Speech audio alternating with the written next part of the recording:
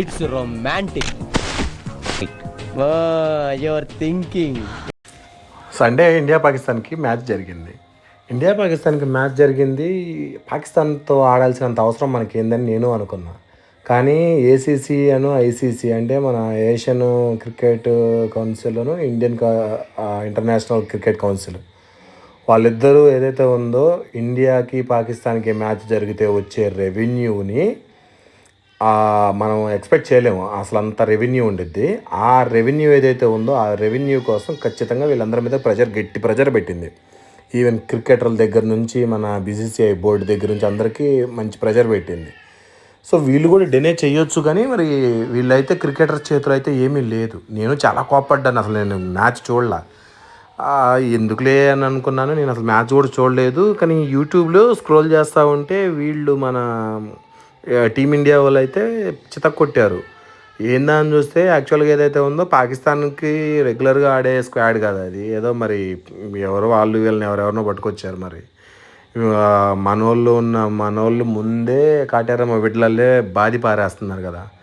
సరే చూద్దాం. మ్యాచ్ మొత్తం హైలైట్స్ అన్నీ చూశాను. స్టార్టింగ్ నుంచి కూడా వాళ్ళకి అట్లీస్ట్ నేను చెయ్యి షేక్ హ్యాండ్ కూడా ఇవ్వనని చెప్పాడంట సూర్యకుమార్ యాదవ్.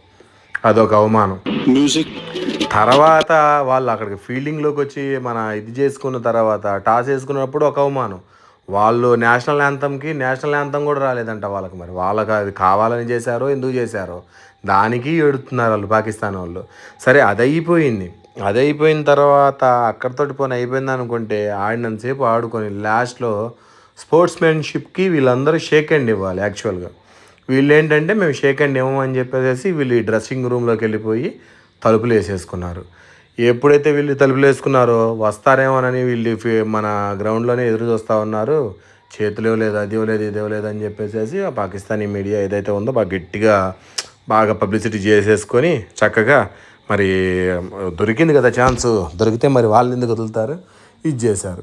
అంతా అయిపోయిన తర్వాత ప్రెస్ మీట్ దగ్గరికి వచ్చిన తర్వాత ప్రెస్ మీట్ కంటే ముందు శివం దుబేకి షేక్ హ్యాండ్ ఇచ్చేసి వెళ్ళిపోయాడు. ప్రెస్ మీట్లోకి వచ్చినాక ఏదో చెప్పాడు, నేను ఇట్లా నెత్తురు చేతులకి షేక్ హ్యాండ్ ఇవ్వనాను ఏదో చెప్పాడు. ఇదంతా చూసి పాకిస్తానీ క్రికెట్ బోర్డు మాకు ఘోర అవమానం జరిగింది, మేము ఏదైతే ఉందో మాకు క్షమాపణ చెప్పిన దాకా మేము ఆడమని చెప్తే ఆడకపోతే దెబ్బ